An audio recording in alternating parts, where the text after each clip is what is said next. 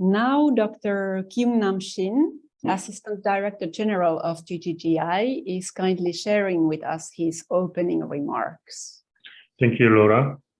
Good morning, good afternoon, and good evening to all speakers, experts, colleagues, and participants. I welcome you all to this session on green transition, scaling up renewable energy, Africa and Asia experience. The COVID-19 pandemic has transformed the way we think about economy's growth and social development. Global landscape and approach for the growth and development has changed. Transition to greener, inclusive, and resilient future is the priority and policy choices of many our partner member governments.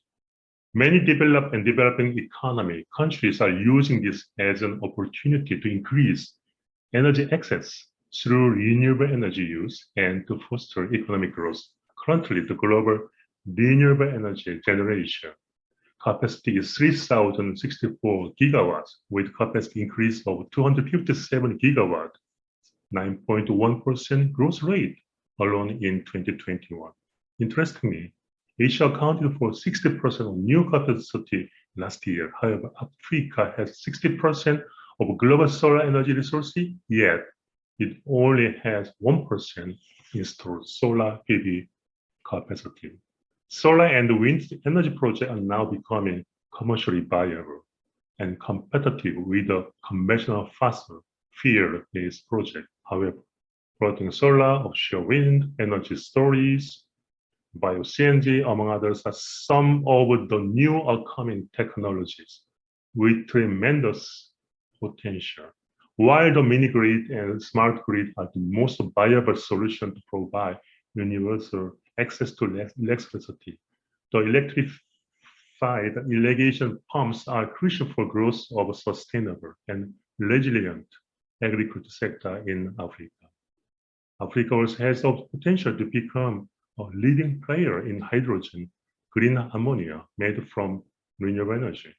I'm glad to see that the session is designed to highlight and share the learnings, experience, and best practice of upcoming renewable energy technology, which are prominent in Asia and Africa. I'm looking forward to discussions and deliberation along this session discussion. Thank you so much. We can now begin the technical presentations of the expert. Thank you.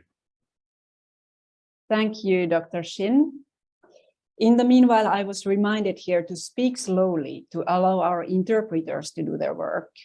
And I want to remind all the speakers to the same. Please speak slowly enough, but also please do keep your timing. And so for the information of the audience, we do have interpretation in Spanish and French available in this meeting. Now, I would like to invite Mr. Nishant Bardwai to give his presentation. Mr. Bardwai is GGGI's country representative in India, and he leads our community of practice on renewable energy. In this role, he is leading technical advisory, strategy, planning, and implementation of renewable energy programs.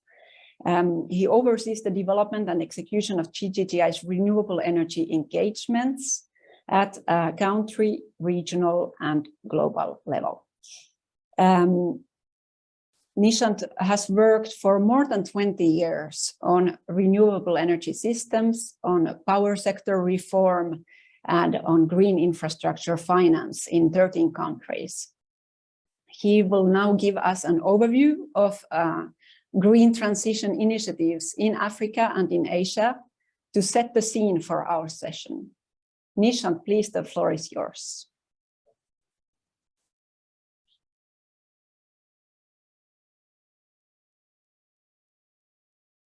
I'm trying to share my screen. Please let me know if you can see my screen, okay? Thank you, Laura. Can you see my screen? It's coming. Yes, we can see it now. Okay. Can you see this in the presentation mode, or it is still... No, not yet. It's still on the working mode. All right. Okay. Now it's fine. Okay, thank you. Thank you, Laura. for the introduction, and thank you for having me here. This is how I have organized my presentation today. I will give an overview of global landscape on renewable energy and net zero transition. Some of the views are already expressed, but I will show them with more data and information. I'll also speak about key technology solutions and trends, and overview of GGGI global programs and projects, and we'll see how much we can cover in the allotted time. So Laura, please do let me know if I'm crossing my time. I'll try and keep it within the time that I have. Thank you.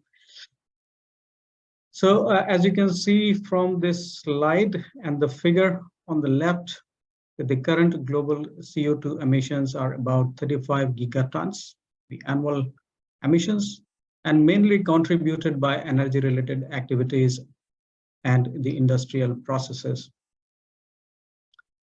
On the figure, the right side figure is actually giving a much clearer picture, which is actually stating that with all the pledges on the table, the global CO2 emission is expected to remain at 36 gigatons by the year 2030. That's the annual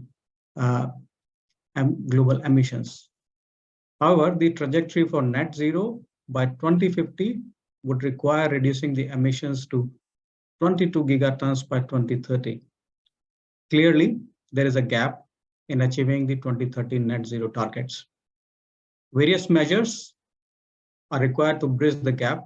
Cost-effective technology measures such as clean energy will alone contribute significantly in bridging the gap. Over 40% of the 2030 ambition gaps can be actually be bridged by these cost-effective technology solutions, which includes wind, solar, EVs, and other applications, and methane emission reductions. On this slide, which is again a very interesting slide to have an overview of what's happening in the renewable energy space, there is a tremendous growth in the annual renewable energy capacity addition, reaching about 315 gigawatts in the year 2021. However, to remain within the net zero trajectory, the annual renewable energy capacity addition should reach 1,000 gigawatts, which is about 3 times of the current annual capacity addition. Solar and wind will have a major share of this trajectory and the transition pathways. As you can see on the figure on the right-hand side, all that means is a total annual clean energy infrastructure investment of about USD $4.5 trillion, which is a significant increase from the current levels of $1 trillion. Again, this slide is all about what's happening in the renewable energy landscape. The figure on the left highlights the growth rate, and there is a very high growth rate for solar and wind energy technologies in the last 1 decade, and has attracted around 90% of the total renewable energy investments in 2021. As you can see from the figure on the right, the Asia region is currently the fastest growing region in terms of renewable energy addition, but with a share of 50% of the total installed capacity globally. And the yellow figure that you see, the bar chart there, the Africa region has the highest solar energy potential in the world, but has seen one of the lowest renewable energy deployment, suggesting that there is a massive potential for accelerating renewable energy deployment if we can address some of the key challenges in the region. Now, again, this is a figure which is basically highlighting the new emerging technologies, such as the floating solar and the offshore wind. As you can see from this graph, that the floating solar capacity would reach about 4 gigawatts by the year 2026, Asia holds more than 85% of the global installations for floating solar and is expected to continue to dominate. But you can see in the pie chart that Africa and Asia has very high technical potential for floating solar. And as some of these studies suggest that the total potential for floating solar, the technical potential is over 4,000 gigawatts. Similarly, the offshore wind, this technology is also emerging and expected to reach about 820 gigawatts by the year 2050. So all these technologies are suggesting that there is an opportunity to increase or accelerate the deployment of renewable energy globally. Green hydrogen, again, this is another emerging option for decarbonizing the hard-to-abate industries. From the graph, you can see that about 90 million tons of hydrogen is produced today, and 96% of what is produced today is a gray hydrogen, which emits a lot of carbon dioxide. And 90% of the entire hydrogen that is produced today is used by the refineries and for the fertilizer production. There will be six-fold increase in the hydrogen production by the year 2050. And the next age use of hydrogen in the sectors like transport, building, steel, and cement will drive this demand. The entire gray hydrogen will transit to green or blue hydrogen, which means zero carbon emissions, which would mean 80 gigatons or 80,000 million tons of emission reductions by 2050. And that would mean 7,000 million tons per annum of greenhouse gas emission reductions. So this is an area to watch closely as there is a huge demand coming in the market. Now talking about some of the GGGI global programs on renewable energy, starting from green hydrogen, GGGI is doing a global program on green hydrogen in 4 countries, and there is more demand for doing in many more countries. Our project in Indonesia, for example, is a 1 gigawatt project by the year 2026 in 2 phases. The first phase is a 10 megawatt electrolyzer plant in a North Sumatra region of Indonesia using geothermal energy, which is basically 24/7 renewable energy, and then scaling this up to 1 gigawatt over a period of time. We also have a project in India, which is basically trying to establish an institutional mechanism to bridge the price between gray and green hydrogen, which is again an innovative financial instrument because the price differential between gray and green is seen as one of the biggest barriers for promoting the green hydrogen. Oh. I have some problem in moving down my slides, but let me see. Okay, now we also have a project in Nepal, which is again starting with the pilot scale of 5 megawatt and then increasing it to 100 megawatt. The hydrogen produced here will be used in the fertilizer sector. Similarly, in Morocco, we have a project. As you know, Morocco has the highest phosphate reserves in the world, but it still imports about 2 million tons of ammonia. There will be a demonstration project and then followed by a full-scale project associated with the fertilizer industry.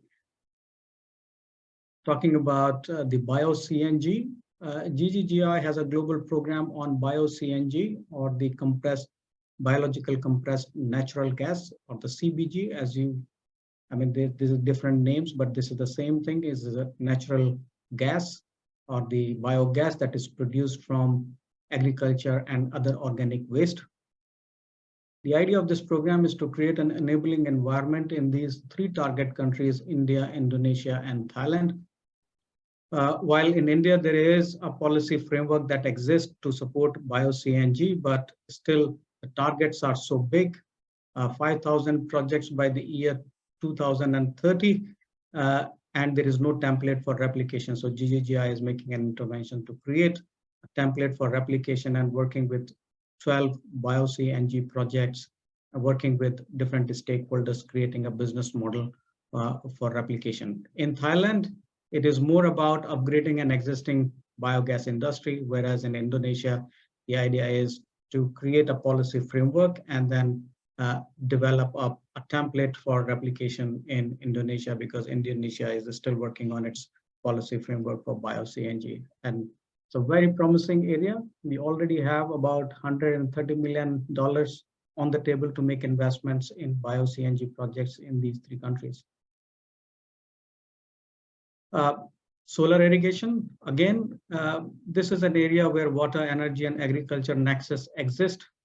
And there's an opportunity for resource conservation in all the connected areas. GGGI is trying to establish a trust fund to implement 1 million solar pumps in 13 countries. And that would result in $5 billion worth of an investment in solar irrigation space. We already have a Danish-funded program in 3 countries in Africa, in Ethiopia, in Uganda, and Burkina Faso.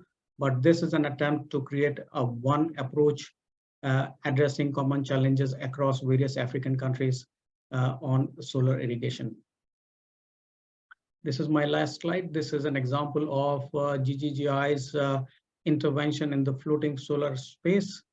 GGGI is a technical and financial advisor to Government of India in the state of Madhya Pradesh and has developed a 600 megawatt floating solar projects, which is the single largest grid connected project on a water body till date, which means a total investment of $350 million.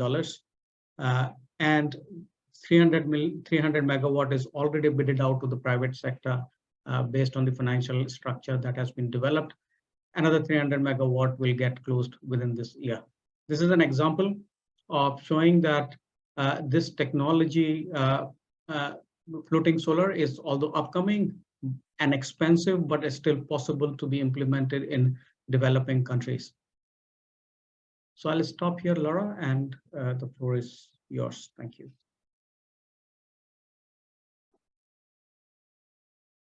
Many thanks, Nishant. So reminder to the audience, if you have any questions, please type them in the chat or in the Q&A area, and we will take them then in the end of the whole session. So our next speaker is Mr. Praver Kumar Agarwal, Chief General Manager at GAIL India Limited, who will be talking about growth opportunities in Indian BioCNG sector. So we'll hear more detail now on some of the themes that Nishant referred to. Mr. Agrawal has more than 32 years of experience on managing domestic gas marketing, joint venture coordination, CBG business, development of LNG for transportation across India, use of hydrogen in CGD networks, sale of coal bed methane, and sale of natural gas through virtual pipelines. So, Mr. Agarwal, the floor is yours. Please go ahead. Thank you. Greetings of the day to distinguished speakers and participants. I will just load the presentation. Just a minute.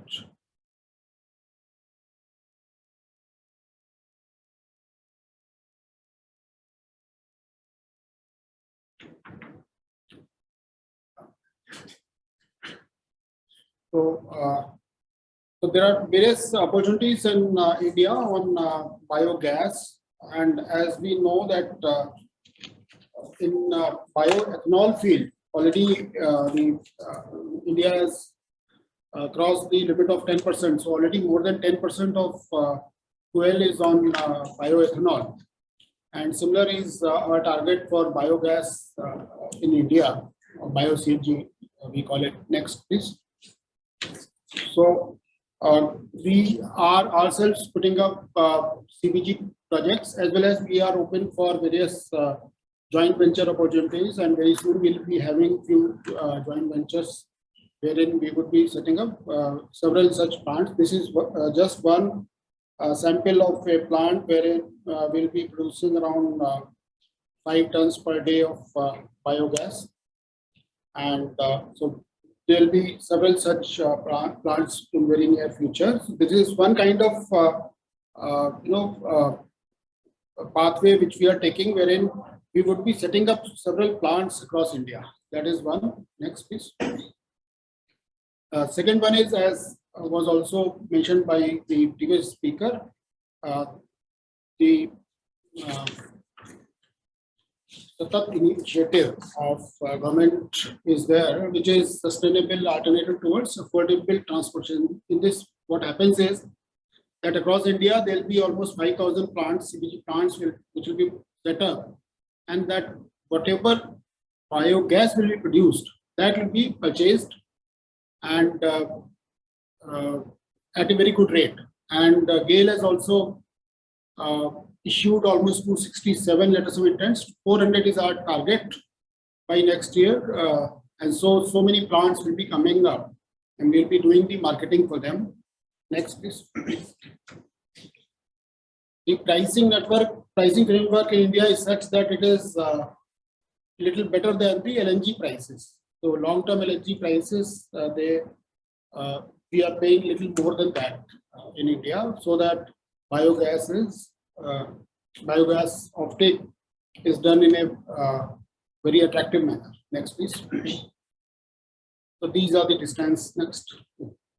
Now, I just wanted to mention this slide. It is a very important slide from Indian perspective, that across India, the entire India has been now distributed into 89 geographical areas, and they have been auctioned and they have been given to various entities now. So in each of these areas, one entity or other will have the right to develop that area for PNG and CNG connections, and also for industrial and commercial connections. So they will have exclusivity kind of thing, and this will result in very wide use of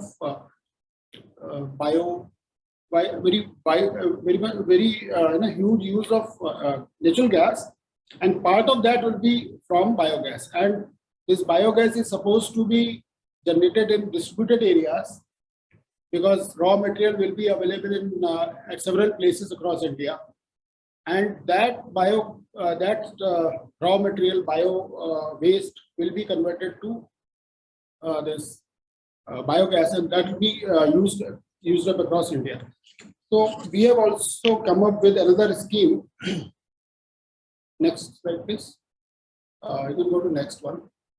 So we have come up as GAIL India Limited. What we have done is we have come up with a scheme wherein what we are doing is we are cross-subsidizing the biogas plants. So effectively, what happens is we are buying gas from biogas plants at a higher rate. At present, it is $1082 rupees per MMBTU, which is around $13–14 per MMBTU. And we'll be increasing this price further very soon. And then we have one cheap set of gas which is available, which is called administered price mechanism gas. And we have been allowed to mix that. And then we give this gas to all the city gas distribution companies. So what happens is, in this process, the biogas, all three are winners. So it is a win-win. It's kind of a scheme. Biogas plant producers, they get a very high price, which is even 5 to 10% more than the LNG price. And the CGD entities, they get it at a price which is very low compared to the market price, because it is mixed with the locally produced administered price gas. So this scheme is expected to bring a lot of gas production, CBG production across India, and we hope that it will be sold in various sectors.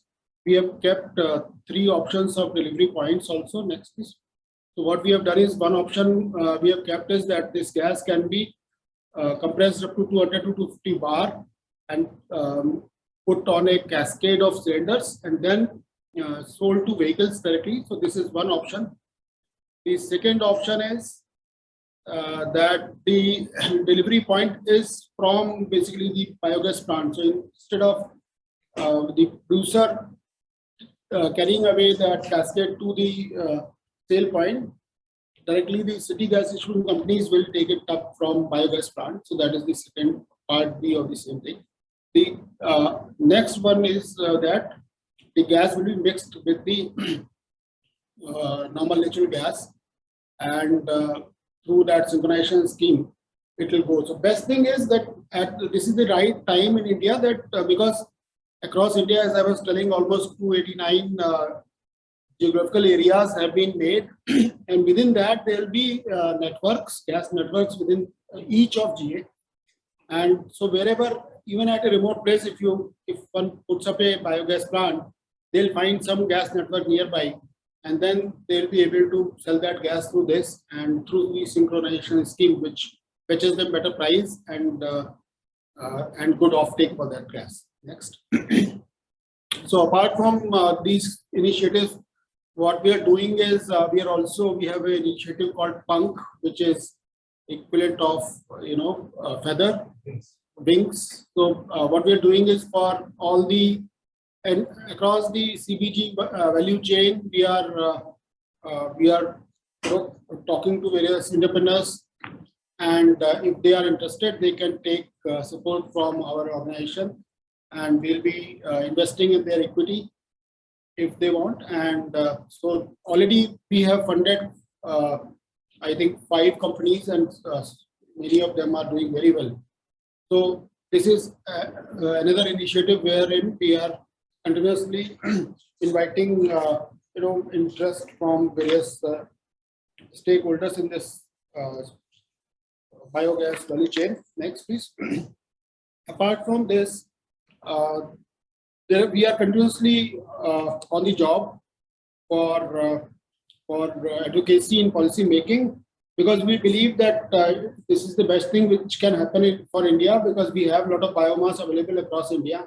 A lot of waste is also there, bio waste, and it is felt that if that bio waste or biomass is converted to green molecules, it will be the best thing. And we are already short in terms of natural gas. We are importing almost 50% of our natural gas. So if going forward we are able to place even 20-30% of this natural gas from biogas, there will be nothing like this. So as GAIL, we are continuously working on these objectives, and so this CBG-CGT synchronization scheme was formulated basically at our request, and we hope that this is going to change the landscape of biogas in India, because many plants will be coming up. Once we give them a very good price, so automatically things will change. So this is one very important thing. We are also very actively participating in meetings with banks, and we are very soon we are going to bring along with World Bank a very good financing scheme for CBG projects, which will have low interest rate and less collateral. So that scheme is already almost finalized. If that comes up, it will make terms and conditions very easy for biogas producers. Next is that although this is something about fertilizers, so we are not, it is difficult for us to market that, but we are requesting various stakeholders in this value chain and BioCNG and Ministry of Fertilizer that these two things, like the biogas and the organic fertilizer, these two things are equally important for any biogas plant. And very soon this policy will come up that this organic fertilizer which is made through these plants will be compulsorily sort of taken away from these plants for being sold in the market. Next, so very soon this subsidy scheme is also expected from MNRE through MOP. So basically there is a Ministry of Renewable Energy, and they will be coming up with a scheme wherein the financial assistance will be provided to these companies. Apart from this, we are continuously holding the CBG entrepreneurs.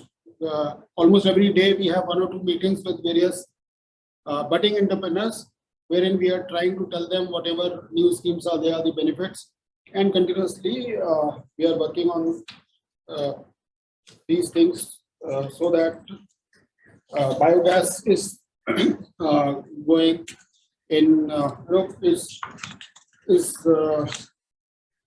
it grows in India.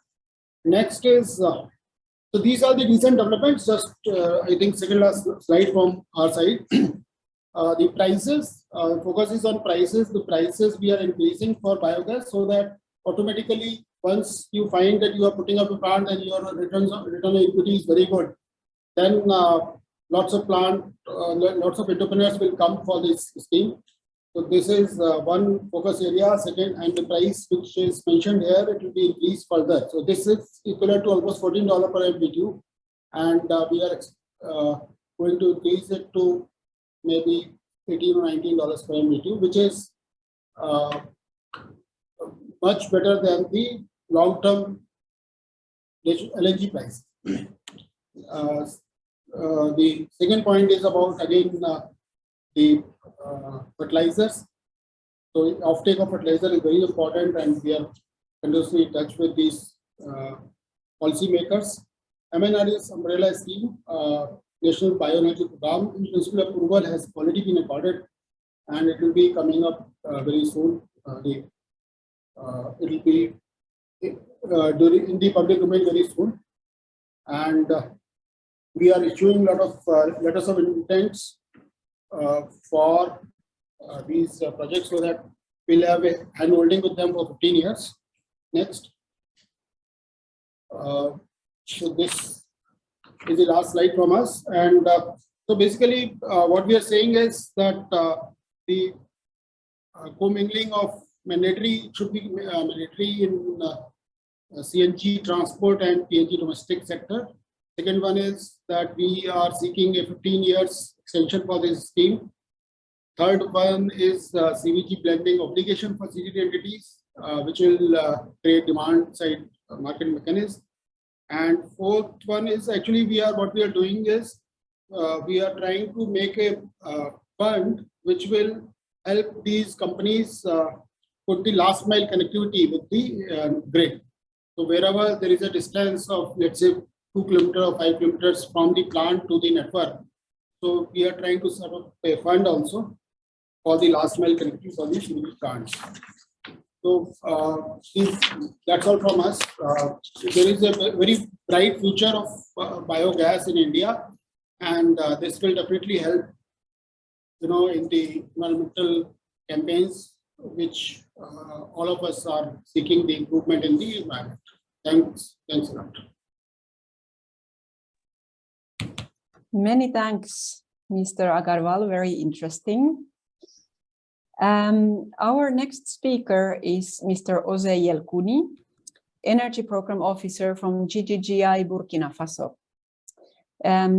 Ose coordinates work with Burkina Faso's Rural Electrification Agency and national authorities to establish a viable business model and regulatory environment that enables the electrification of villages outside the national grid by private initiatives.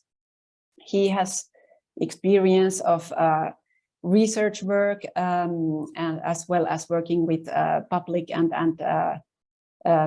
civil society entities around the questions of renewable energy in Burkina Faso and in West Africa. So Ose, the floor is yours. Please go ahead.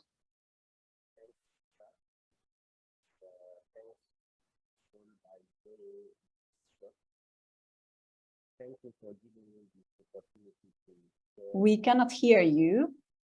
Please check your mic.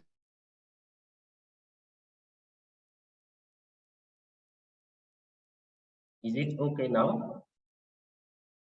Yes, now we can hear you. Please go ahead. Okay, thank you. Thanks for giving me this opportunity to share our experience on solar mini-grid system in Burkina Faso. My presentation will be focused on 5 points. Next, the context, the project objective and target, the implementation approaches, the feasibility study result, and the perspective. Let's talk about the particularity of Burkina Faso.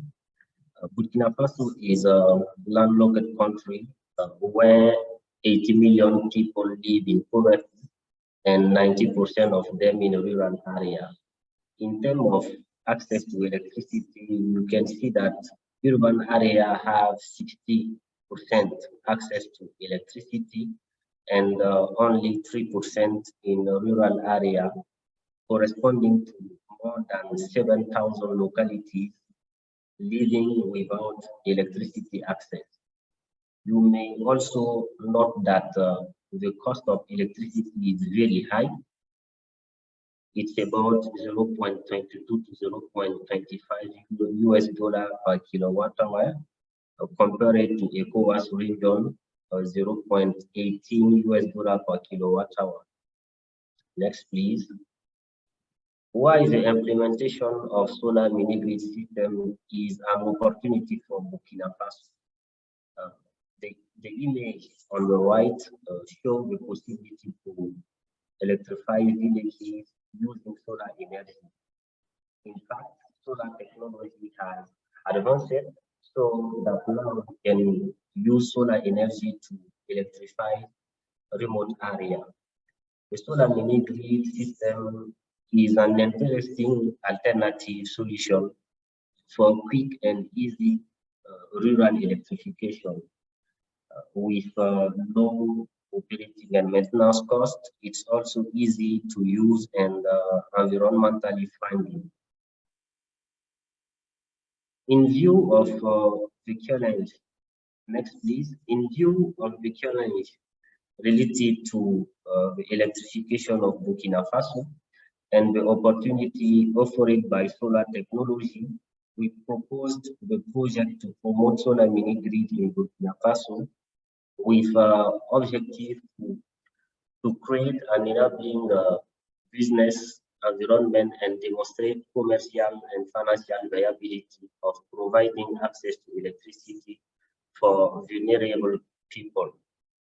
And we have 4 specific objectives. The first one is to analyze the policy and regulation gaps for solar mini-grid development, to carry out feasibility studies for rural electrification in 2 localities in Burkina Faso, and in addition with Burkina Faso context, to propose a business model and mobilize green finance for solar mini-grid development.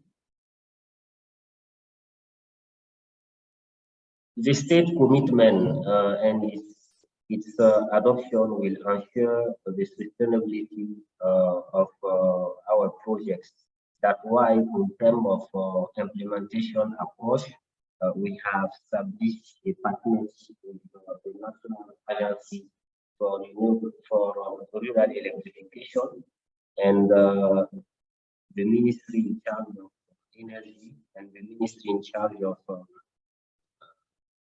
environment. And next, please.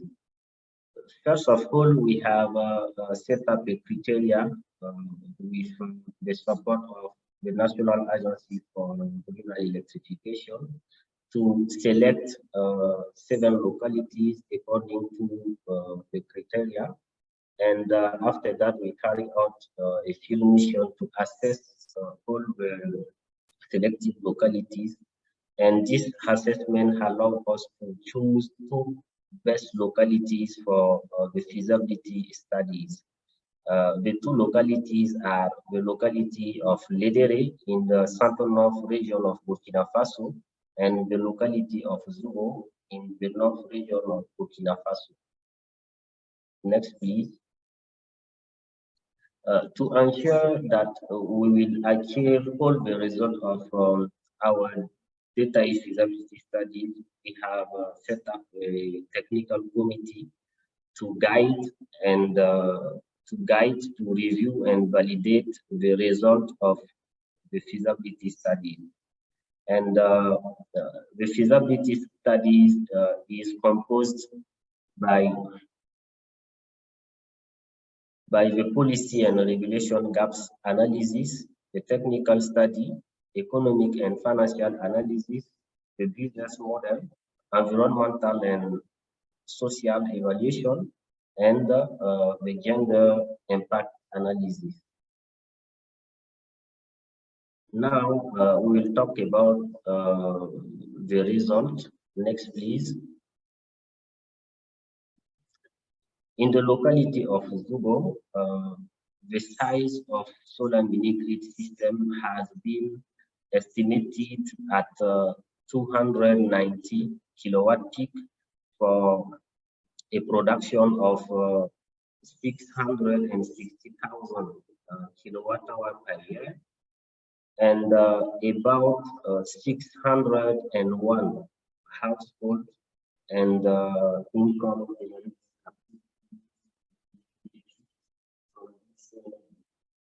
and about 223 tons of CO2 will be avoided by year. And the investment has been estimated at $1.8 million, assuming 80% subsidy. The cost of electricity for this mini grid will be 0.29 US dollar per kilowatt hour.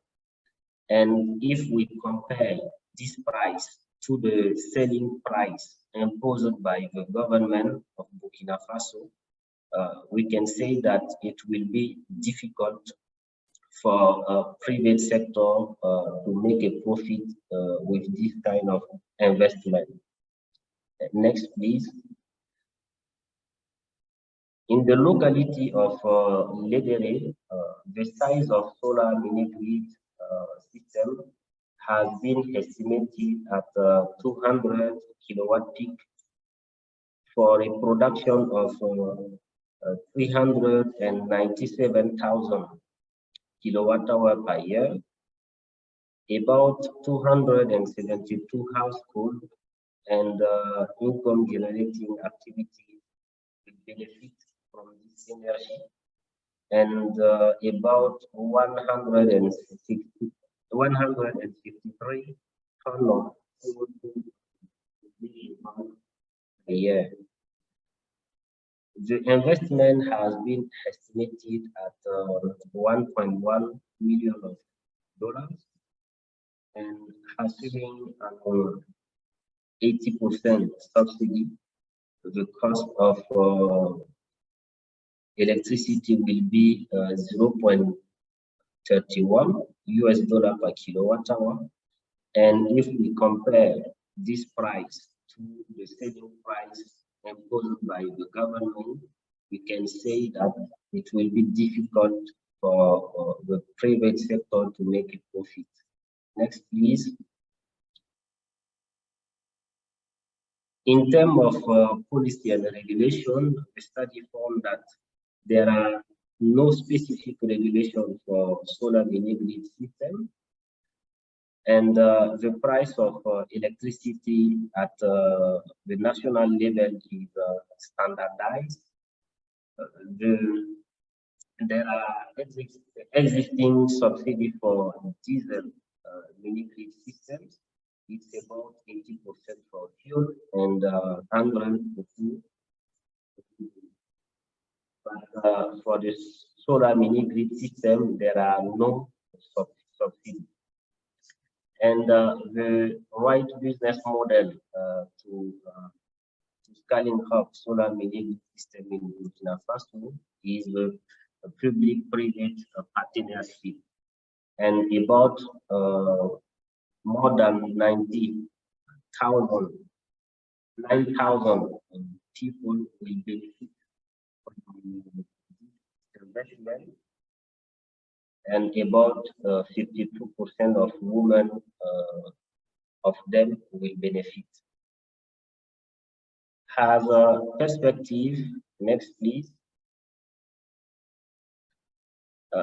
We have to mobilize grants to support private investment in the solar mini grid system, and also do advocacy for diversified tariff according to the production cost, and push the government of Burkina Faso to adopt a specific regulation for solar mini grid to encourage the private investment in solar mini grid systems.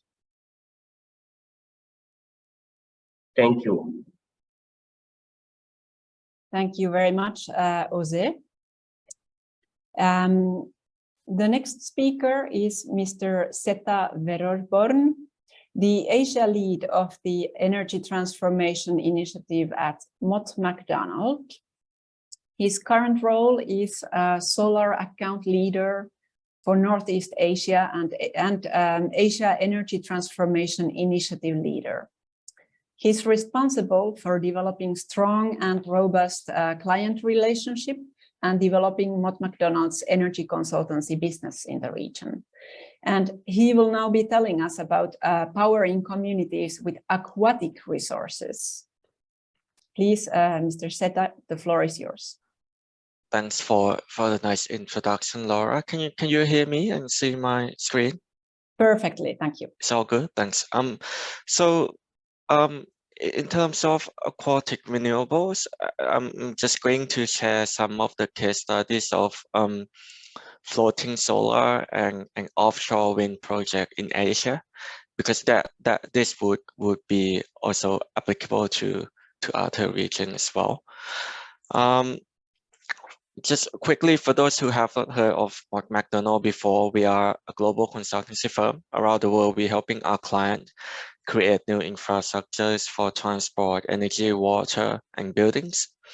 For renewable energy specifically, we have done over 140 gigawatts of renewable globally, with around 40 gigawatts of renewable in Asia Pacific. And when I mention renewable, it's more specifically on solar power and onshore, offshore wind projects. We have also done other type of energy projects as well. And these are our energy offices within Asia Pacific only, where our renewable experts are located. Just a quick overview of who we are and where we're from and where we are based. So I did mention floating solar and offshore wind projects, right? I'm just going to start with floating solar itself. So this is a graphic that have been extracted by the World Bank report. The report is called Where the Sun Meets Water. You can just try to look it up. I think the key point here is that up to 2012, there was really only 100 gigawatt scale of floating projects. Only after 2016, where we started to see like megawatt scale, and at the moment we started to see some of the projects above 100 megawatt. Most of them are all on freshwater so far. I think Mr. Nishan did mention earlier about a 600 megawatt project. That is one example of the change that have been made in this market. And just I think one key highlight here is that if as the mid of 2018, the total installed capacity of floating solar is around 1.1 gigawatt, right? And interestingly, this is the same installed capacity of ground mounted PV project back in 2000. And in the same report, it also mentioned that in the world, there is around 400,000 square kilometer of man-made reservoir. If we only cover 2.5% of those areas with solar panel, you'll be getting around 1,000 gigawatt of floating project. And that 1,000 gigawatt already equal to the total PV install capacity as of today. So there's a big potential of floating projects. And you could easily install up to 10% of the total area, and that would equal to about 4 terawatts of PV installation on reservoir. So the floating solar industry itself could actually be equal to the current solar ground-mounted or rooftop solar industry as of today. I think Mr. Nisheng mentioned that the global install capacity as of today is around 1.6 gigawatts, and in the next few years, it can easily go up to 4 gigawatts. So I think just a big overview that given the pressure on the land use and complex geographical condition and topographical condition, floating solar is definitely one of the options to consider. And just to give an overview of some of the example large-scale project that we have done before. The one on the left is a 370 megawatt solar, floating solar on one of the world's largest dam in Pakistan, that we've been helping our client to develop this project. The one on the right is the biggest floating solar on seawater under operation in Taiwan, which this would definitely be more relevant to some of the coastal city or town community that would like to connect to electricity, but there are no but there are some land constraint or maybe the topographical condition would not allow you to do normal solar PV projects. Having said that, there are some complications with seawater floating solar as well, mainly related to tidal wave and corrosion issues. And these are just a few examples of floating solar that we have been done in the regions in Taiwan, Vietnam, South Korea, and Philippines. But in addition to the project that we have been involved, there have been extensive development of floating on reservoir in Indonesia, India, Malaysia, and Vietnam as well. I think some of the exciting projects are, just for example, 1.3 gigawatt floating solar in Laguna Bay in Philippines. Singapore just do the biggest one in the country. It's only 5 megawatt, and there's another 2.1 gigawatt on the coast of the Yellow Sea in South Korea. So exciting time for floating solar. Few other things to be careful of is that like the technical standard of floating solar is still evolving, so we should try to always keep monitoring it. You need to have a careful consideration of the wind load, and in some cases in combination with the wave as well. Maybe for some of the larger projects covering large water surface, you have to consider water variation and change in the water bed and how you, because it will affect how you decide the mooring and anchoring system. And if it's possible, we always recommend for you to set up a floating PV test bed for the project. It would be highly beneficial for the development and project financing. So this is a floating solar projects. Moving on to offshore wind. Offshore wind technologies itself is a really active market with massive potential, and this will also increasingly dominate the renewable energy spectrum in the place like Europe and in Asia. It would normally, however, be an utility scale solution. So I think, I mean, in terms of connecting this with the city, this could be a part of the plan for a city or isolated grid, for example, some island communities. This slide is just to show some example of the key milestone and our involvement throughout the history of the offshore wind industry. I think the first offshore wind farm was back in 1991, developed by Dong Energy, now Ørsted, and it's already been dismantled in 2017. And ever since that, there has been a lot of development in Europe and in the US and now subsequently in Asia. Just moving forward to now, in Asia, there have been a lot activities and development in offshore wind project in China, in Taiwan, in Japan, and also in South Korea. Especially South Korea, I think the latest offshore wind project development plan is around 20 gigawatt by 2030. So that is a really, really big goal compared to other countries in the region, except for China.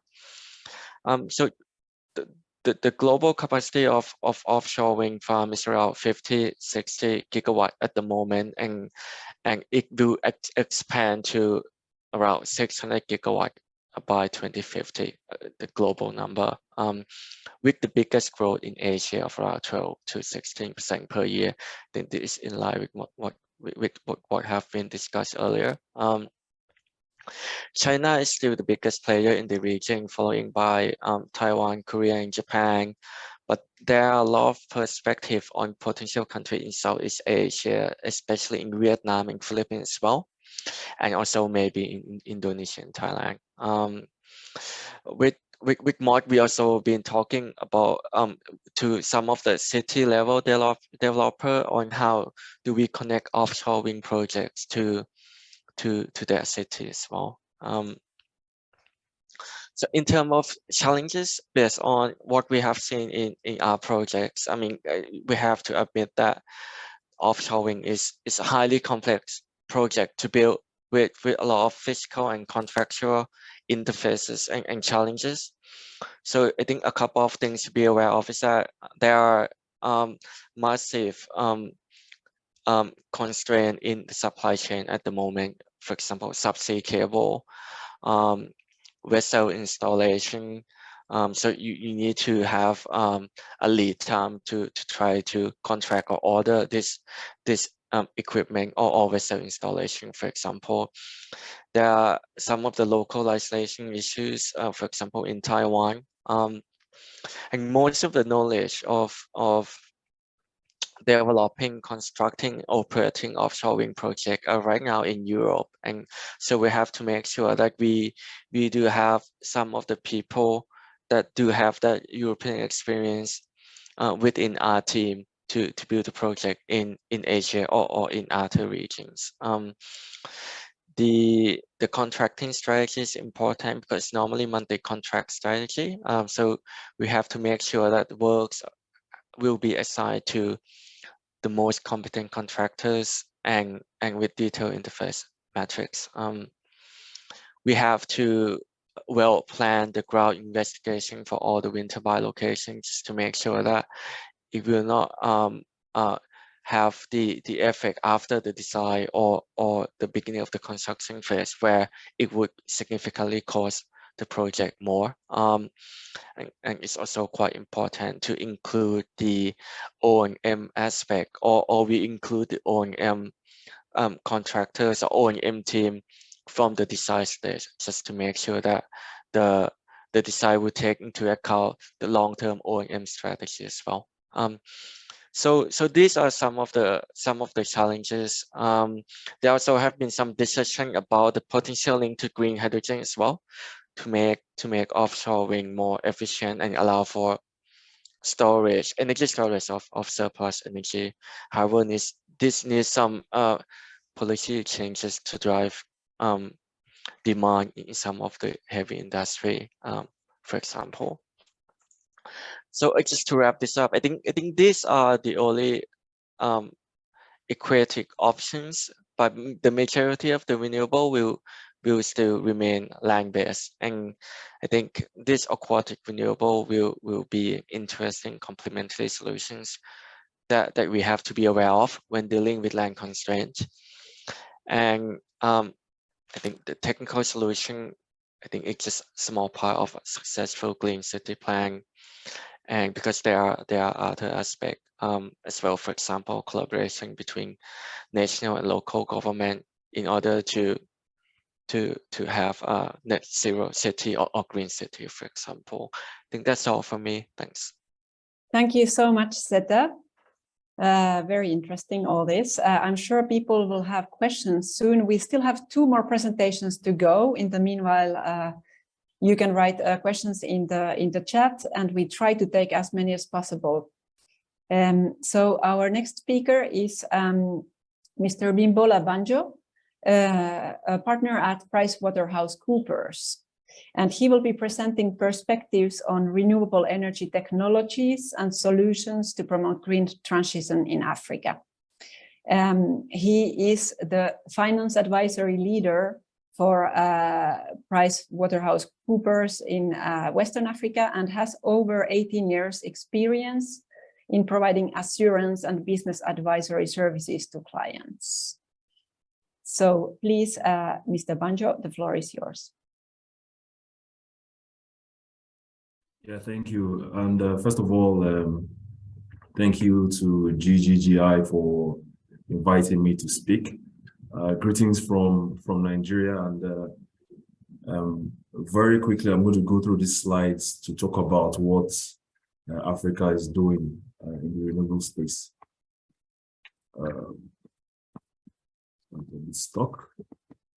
Okay, so very quickly, an introduction just to set the context for my presentation, and then what Africa is doing with respect to green transitioning, and then some of the available technologies that is available world over, and what Africa is currently doing and is able to do, and then quick wrap up.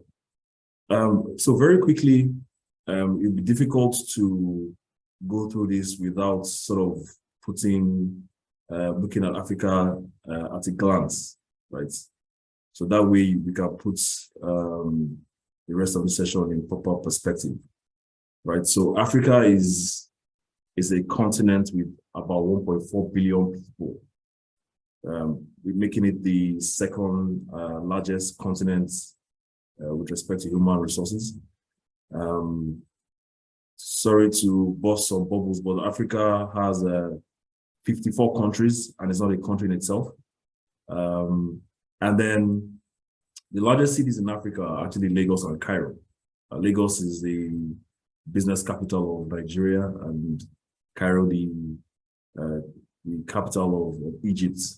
Land area of Africa is about 33 million square kilometers, which makes it the second largest continent in land area. Population, the average age of the population in Africa is about 20 years old, which makes it a very young population, and up and coming and upwardly mobile. The urbanization rate is about 44%, which is a reflection of the underdevelopment that exists in certain areas. Of course, life expectancy as well is about 64 years, slightly higher for women in Africa. And then the age dependency is about 78%.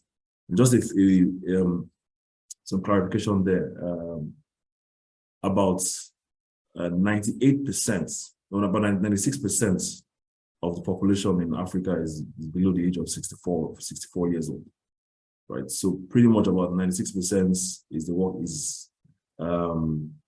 is below retirement age, and then about half of that, right, is below the age of 14. So Africa does indeed have a very young and growing population. Now, Africa needs about 2 terawatts of energy to meet up with the world's average. And to do this in a carbon neutral sort of way, we need to grow our renewables capacity about 20% year on year. And we'll be requiring investments in Africa to the tune of about 2.6 trillion US dollars. Currently, the electrification rate in Africa is about 57%, which is a marked improvement from where it was in the year 2000, where it was about 36%.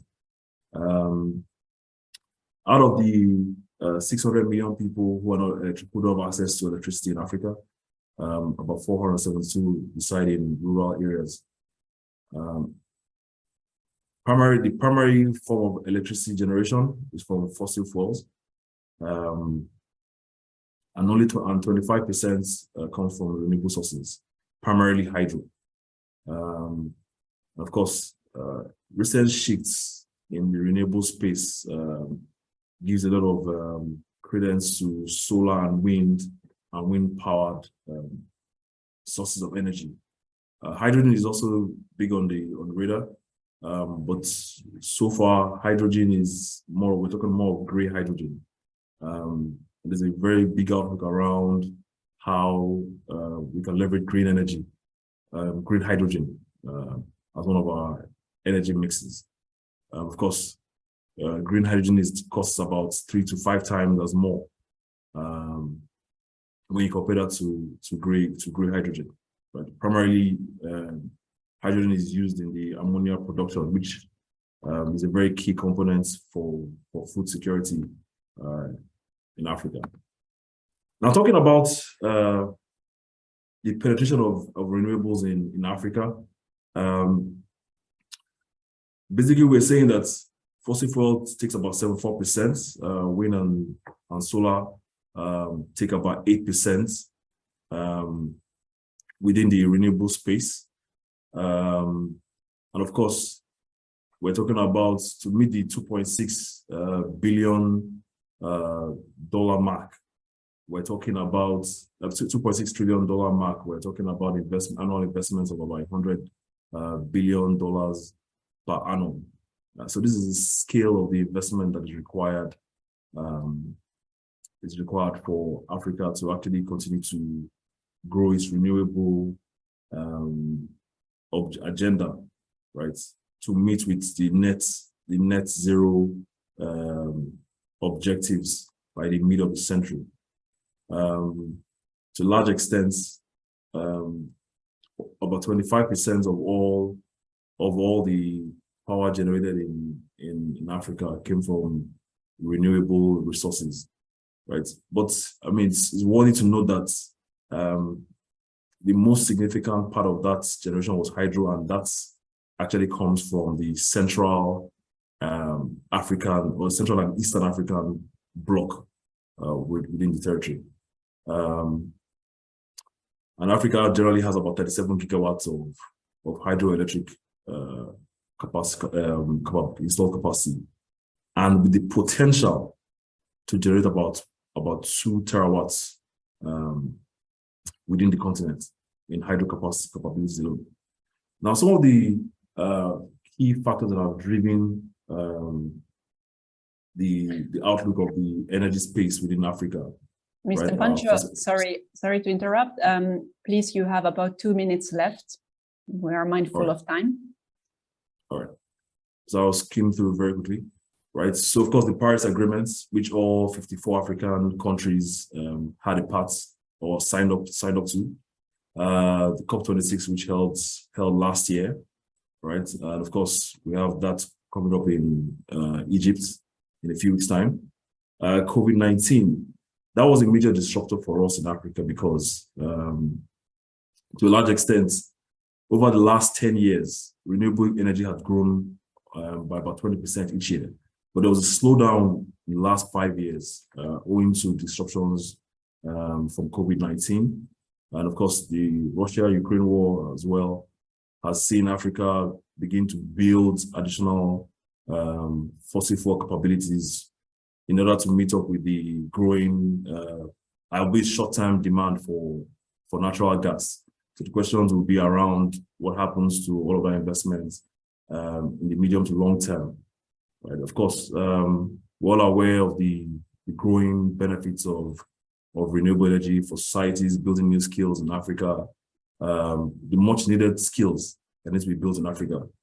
Of course, a big conversation is the just energy transition, which takes into cognizance Africa's capability to meet up with a fast-paced move by the rest of the world in the area of renewable energies, right? So in terms of funding, about 8% of Africa's funding in renewables has come from FDIs, right? But largely, the local governments and the state governments, as well as the IDAs, have been primarily investors in the renewable space. And you can see some of the examples here. The World Bank as trustees of the Green Climate Fund, provided about $30 million of grants to Central Africa. And recently, about $194 million was provided to Nigeria as well as other West African countries to meet some of its renewable objectives, right? And in terms of some of the leading technologies that we think will be driving the pace of renewables in the next few years, lithium-ion batteries are obviously a preferred option, owing to their flexibility, scalability, and of course, the prices of those batteries are beginning to dip in markets, right? So we're seeing more and more increased use of those ion batteries. Geothermal as well is also something that is is gaining a lot of traction, particularly in Eastern Africa, because Eastern Africa has very high thermal delta, right? So you don't have to go to very deep levels to get the required level of heat, the heat gradient from below the Earth's crust. But I think one of the things that is changing about this is you're able to now begin to use geothermal in smaller applications, right? So you can use them in your homes, which means you now have to start to pass geothermal fluids into shallower depths to arrive at decent cooling or heating applications for single use. Wind as well is being revolutionized. I listened to the last speaker talk about wind extensively, right? Over the years, the height of the mills have increased, thereby increasing the amount of electricity that you're able to generate from those wind equipment, right? But these days we're having a lot of adjustments to the rotors, to the blades, to transformers, and to the different components of the hub within the mill. That's helping to sort of increase the amount of power generated. Solar as well. We're looking at being able to use both sides of the panels to get increasing more energy from the sun.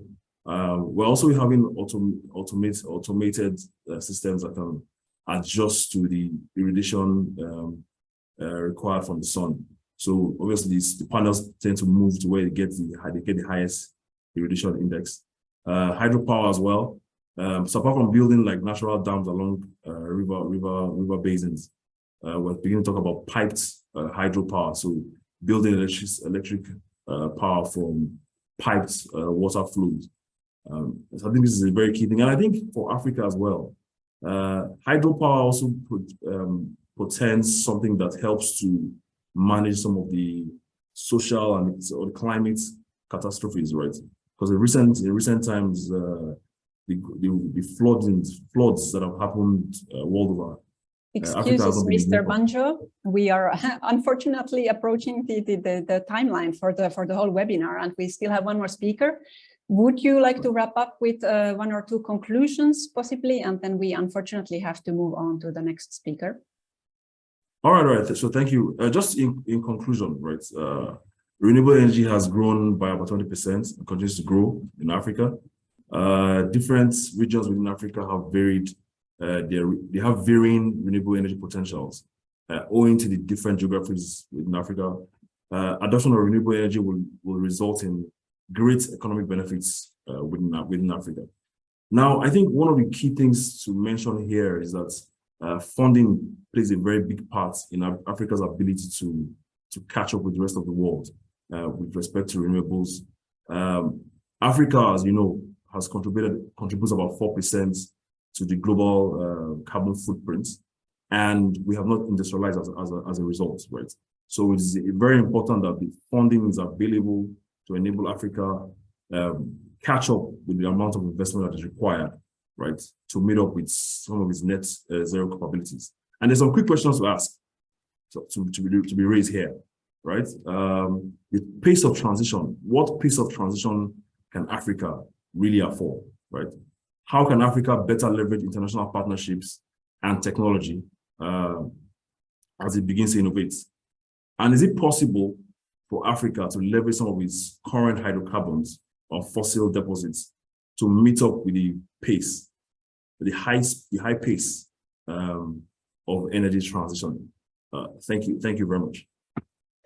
Many thanks, Mr. Bancho, for this very comprehensive outlook for Africa. I think you also answered 2 of the questions that we have received in the meanwhile in the chat, at least partially. So we now move to last speaker, who is Mr. Joseph Silvanus, the Managing Director at Dolma Consulting, who will tell us about an on-grid solar power project at Dang and Kanchanpur in Nepal with a battery energy storage system.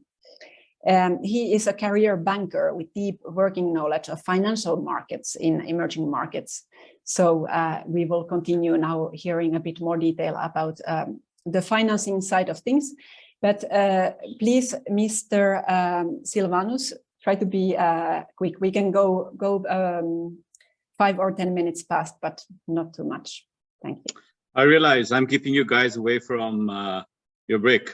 So thank you, Laura. You're going to actually have a different perspective from me.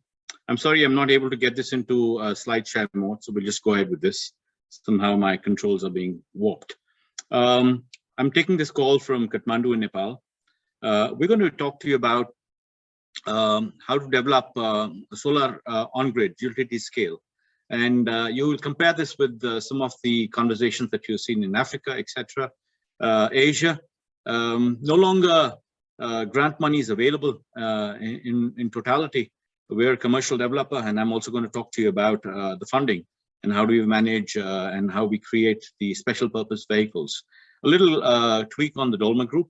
We are a UK-based entity focused on Nepal. We're Nepal's largest private equity impact investor. Impact obviously is ESG.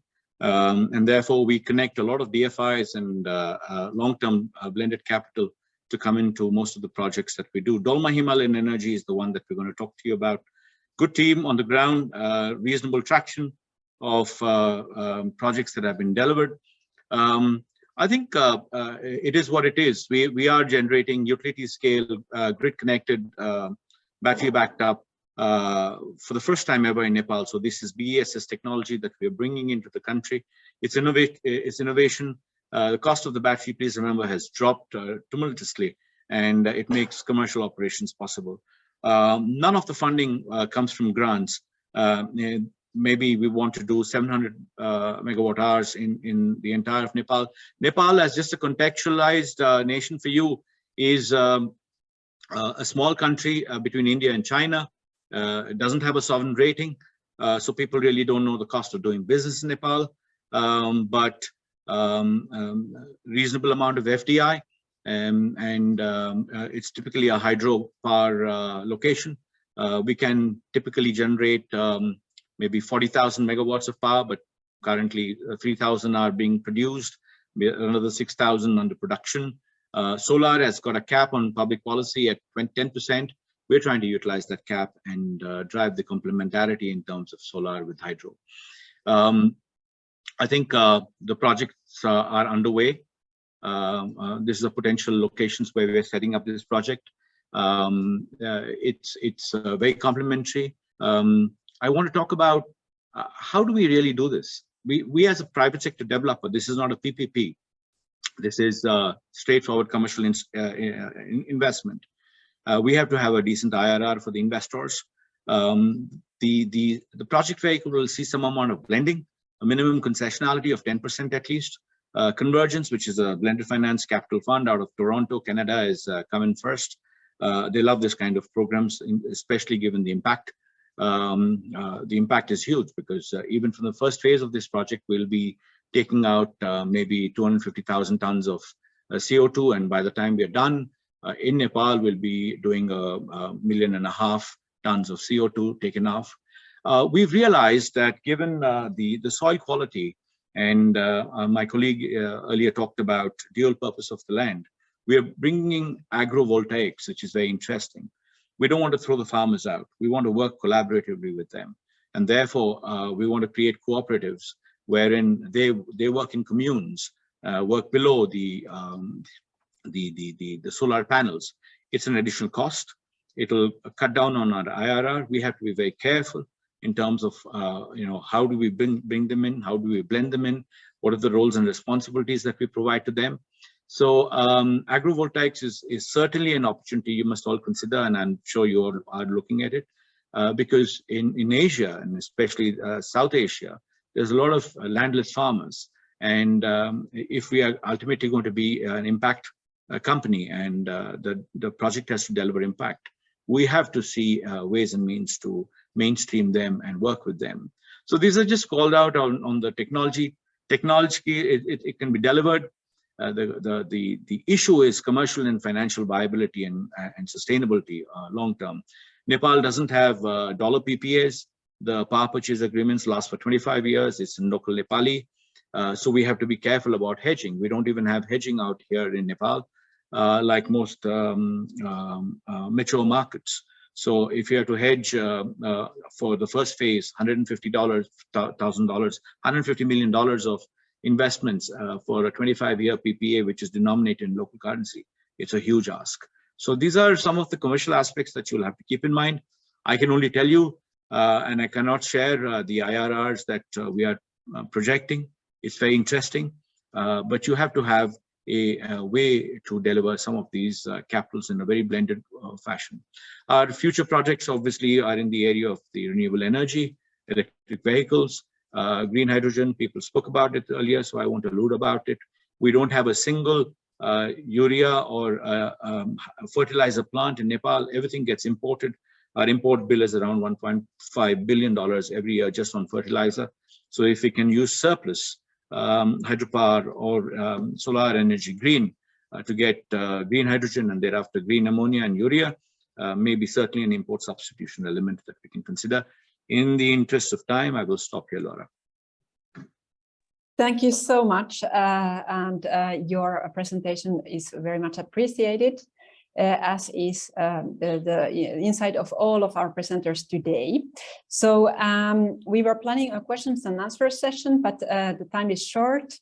So I will now actually hand over to Dr. Male Fofana, the Director and Head of Programs for the Africa region in GGGI. But Male, you might also want to refer to one of the questions we got, which I believe was on GGGI's outlook on wind power in Africa.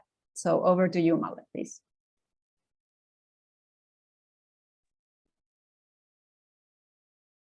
Thanks very much, Laura, and thanks also for all the panelists for sharing this kind of insight on energy sectors. And there's a couple of things that I hear during the different presentations that are quite interesting to hear from Africa and Asia as well.